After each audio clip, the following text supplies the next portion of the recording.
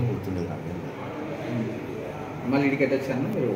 నేను వచ్చిన మా వాళ్ళు ఒకసారి వాళ్ళతో పోరాడింది ఏమో, వాళ్ళైతే ఇడిచినారు, వాళ్ళకి తెచ్చి నీళ్ళు ముఖం కలిగింది నాకు. వాళ్ళ తండ్రికి కొట్టాను అనుకుంటున్నాను.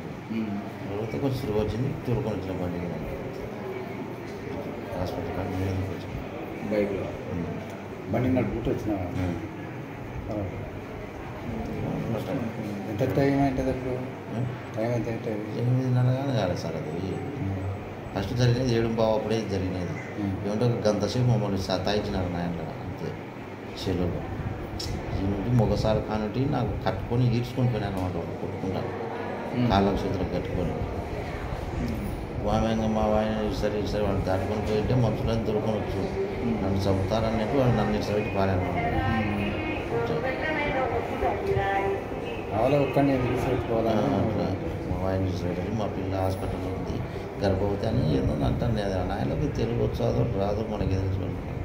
ఏం మాట్లాడేవాళ్ళు? ఏం మాట్లాడుతుంటే ఏందో అది చూసినా వాళ్ళు ఏమన్నా దాని గురించి పెట్టినారంట. బైక్ దిగి లోపలికి పోయినారా? బైక్ లేదు మేము చూసుకెళ్ళాము. మీరు బైక్ దిగి? మేము బైక్ దిగి కాలువ మీద వెళ్ళాము సార్. కాలువ కట్ట మీద నేను బైక్ మీద నుండి కిందికి దిగి వాళ్ళ అవతల నుండి వచ్చినారు.